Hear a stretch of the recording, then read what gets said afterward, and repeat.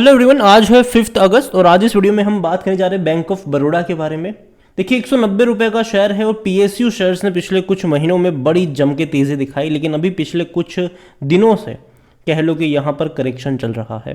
बातचीत करेंगे bank of Baroda के बारे में। 190 रुपए का शेयर है और इनके क्वार्टरली रिजल्ट्स भी आ चुके हैं। देखिए वीडियो को शुरू करूँ उससे पहले अगर आपने अभी तक चैनल को सब्सक्राइब नहीं किया है तो प्लीज़ अभी इसे सब्सक्राइब कर लीजिए, क्योंकि आगे भी बहुत सारे वीडियोस हैं जो आपको काफ़ी ज़्यादा हेल्प करेंगे।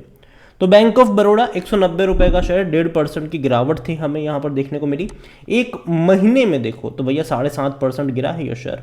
इस बीच 209 रुपए के लेवल पे गया था, वापस गिरा था, ये 195 पर गया, वापस गिरा, वापस तेजी पकड़ी थी और वापस बड़ा करेक्शन दिखा। देखो रिजल्ट से पहले ये गिरना शुरू हो चुका था।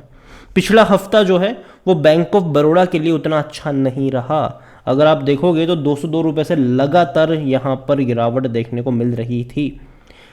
अगर देखा जाए पिछले एक साल में, तब भैया पैसा तो अच्छा खासा बना है। 60% की बेहतरीन तेज़ी है। और देखो हर बड़ी रफ्तार के बाद करेक्शन देखने को मिले, लेकिन दोबारा धीरे धीरे ऊपर जाता ये नजर आया।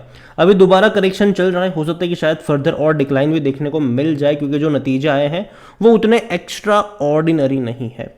अगर रिजल्ट्स के बारे में हम बात करने जाए तो ये जो नंबर्स आप देख रहे हो ये लैक्स में है, करोड़ में नहीं है। तो अगर हम देखें तो अभी जून क्वार्टर में जो इनकी इनकम हुई है वो इनकी इनकम हुई है 29,878 करोड़, जो कि इससे पहले के क्वार्टर में भी 29,327 करोड़ के आसपास देखने को मिल रहा था। तो देखा जाए तो यहाँ पर उतना बड़ा जंप नहीं आया है, मामूली सा जंप ज़रूर है। पिछले साल के मुकाबले डेफिनेटली अच्छा जंप है। 20,119 करोड़ के आसपास का यहाँ पर हमें इनका रेवेन्यू पिछले साल इसी क्वार्टर में देखने को मिला था।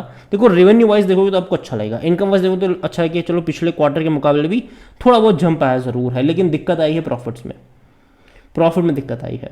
इस बार का जो इनका प्रॉफिट हुआ है वो 4,070 करोड़ के आसपास देखने को मिला है, जबकि इससे पहले के क्वार्टर में 4,775 करोड़ था। तो देखा जाए तो पिछले क्वार्टर के मुकाबले इनके प्रॉफिट में गिरावट आई है। और पिछले साल इसी क्वार्टर को अगर देखें तो 2,170 करोड़ के आसपास का इनका प्रॉफिट था। तो उसके मुकाबले डेफिनेटली अच्छी खासी रफ्तार आप कह सकते हो, लेकिन पिछले क्वार्टर के मुकाबले जो प्रॉफिट है वो कम हुआ है इस बार। और देखो जाहिर सी बात है, अगर आप देखो तो पिछले कुछ टाइम में ना बैंकिंग शेयर ने अच्छी खासी तेज़ी दिखाई है, क्योंकि मार्केट उसको उस तरीके का प्रीमियम वैल्यूशन भी दे रहा था। ये मान के चल रहा था कि यहाँ पर अच्छी खासी ग्रोथ देखने को मिलेगी।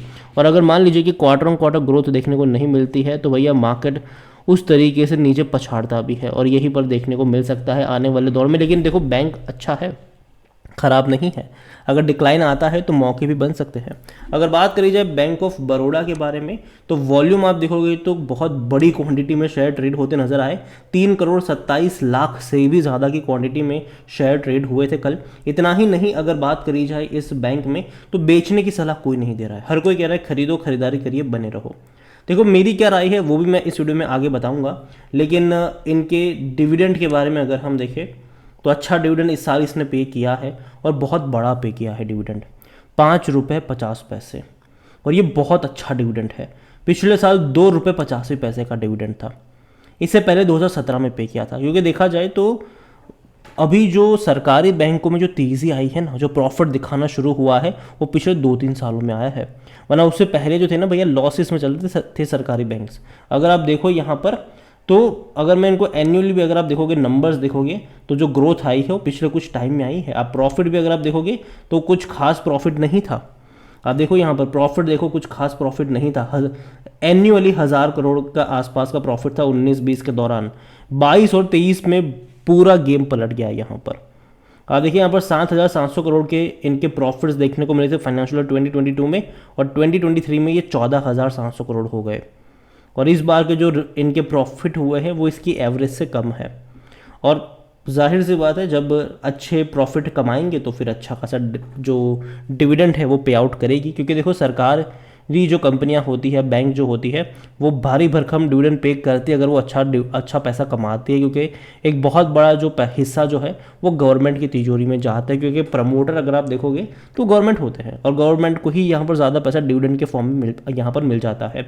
बैंक ऑफ बड़ौदा अगर बात करी जाए वैल्यूशन के हिसाब से देखें तो ये महंगा नहीं है। 6.85 का इसका पी रेशियो है, सेक्टर पी 16 का है, 80% एनालिस्ट कहते हैं खरीदारी करो। अगर हम बात करेंगे शेयर होल्डिंग की तो प्रमोटर के पास 63.97% की क्वांटिटी है। पिछले क्वार्टर के मुकाबले प्रमोटर जितने थे उतने ही है, प्रमोटर ने बिकवाली नहीं करी है। म्यूचुअल फंड की 10.11% की होल्डिंग घटी है, 9.82 पर आए हैं। और डोमेस्टिक की अगर हम बात करें तो 6.89% की जो होल्डिंग थी वो भी घटी है, 6.21 पर आई है। तो देखा जाए तो म्यूचुअल फंड्स और डोमेस्टिक ने यहाँ पर बिकवाली करी, लेकिन फॉरेन वालों ने खरीदारी कर ली। 10.92% की जो होल्डिंग थी वो बढ़कर हो चुकी है 12.29%। रिटेल और अदर की मिलाकर बनती है 7.70%, जिनमें से रिटेल इन्वेस्टर 6.09% की क्वांटिटी लेकर यहाँ पर बैठे हुए हैं। देखिए ओवरऑल बैंक ऑफ बड़ौदा मुझे खराब नहीं लगता है, लेकिन जो नंबर्स आए हैं वो किसी भी तरीके से मुझे नहीं लगता कि कोई बहुत बड़ा जोश यहाँ पर भरने का काम करेंगे। मुझे लगता है कि शायद हल्की फुल्की प्रॉफिट टेकिंग यहाँ पर देखने को मिल सकती है। हालांकि बैंक अच्छा है लॉन्ग टर्म के लिहाज से, और मैं मान के चल रहा हूँ कि जो सरकारी बैंक है ना वो धीरे धीरे अच्छा परफॉर्म कर रही है। हालांकि सभी सरकारी बैंक में अच्छा परफॉर्म नहीं देखने को मिला, कुछ कुछ सरकारी बैंक है जिस पर नज़र रखी जा सकती है, और उनमें से मैं जिस बैंक को प्रीफर कर रहा हूँ वो बैंक ऑफ बड़ौदा है। पंजाब नेशनल बैंक भी मेरी लिस्ट में शामिल है, लेकिन हाँ हमेशा एक चीज़ याद रखो कि एंट्री कहाँ पर लेनी है वो सही होना चाहिए। ऐसा नहीं कि अगर हाई प्राइस से मिल रहा हो तो जाके खरीदारी कर लो। जैसे कि जो इनके नतीजे आए हैं वो डेफिनेटली यहाँ पर हो सकता है कि 6-7% का करेक्शन दिखाने में काम कर सकता है, और अगर ऐसा होता है तब जाके खरीदारी के मौके यहाँ पर बनते हुए नज़र आ सकते हैं। जहाँ तक सपोर्ट की बात करी जाए तो मुझे लगता है कि एक बेहतरीन सपोर्ट यहाँ पर देखने को मिल रहा है, तकरीबन 170 रुपये के आसपास, और अगर वहाँ पर जाता है तो डेफिनेटली थोड़ी सी क्वांटिटी ऐड करने के मौके बनेंगे। उसके बाद हर 20 रुपये की गिरावट में अगर आप चाहो तो लॉन्ग टर्म के लिए धीरे धीरे इसको ऐड करके चल सकते हो। लेकिन साथ में कह दूँ कि देखो भैया करेक्शन थोड़ा बहुत बीच बीच में देखने को मिलेगा। बाजार जो है वो ऑल टाइम हाई पे बैठा हुआ है, चाहे वो सेंसेक्स हो या चाहे वो निफ्टी बैंक हो, गिरावट थोड़ी बहुत एक्सपेक्टेड है यहाँ पर। और PSUs पे नज़र होनी चाहिए। बैंक ऑफ बड़ौदा अच्छी बैंक ज़रूर है, लेकिन जिस तरीके के नंबर्स आए हैं उस तरीके के मतलब ग्रोथ कह लो कि भैया मार्केट एक्सपेक्ट करा था अच्छी ग्रोथ यहाँ पर, जो कि नहीं देखने को मिली है। ये मेरा पर्सनल ओपिनियन है, बाकी मर्जी आपकी है। इसके अलावा अगर आप चाहते हैं कि मैं पंजाब नेशनल बैंक के ऊपर भी एक डिटेल वीडियो बनाऊं तो कमेंट में पंजाब नेशनल बैंक भी लिखिएगा, क्योंकि यहाँ पर भी अगर आप देखोगे तो भैया करेक्शन थोड़े बहुत बने हैं, 64 रुपीज़ से लगातार ये गिरा है। तो वीडियो को यहीं पे एंड करूँगा। पसंद आया हो तो लाइक करें, शेयर करें, चैनल अगर पहली बार है तो प्लीज़ सब्सक्राइब करें। और बैंक ऑफ बड़ौदा के बारे में आप क्या सोचते हैं वो भी आप मुझे कमेंट में लिख के बता सकते हैं। Thank you.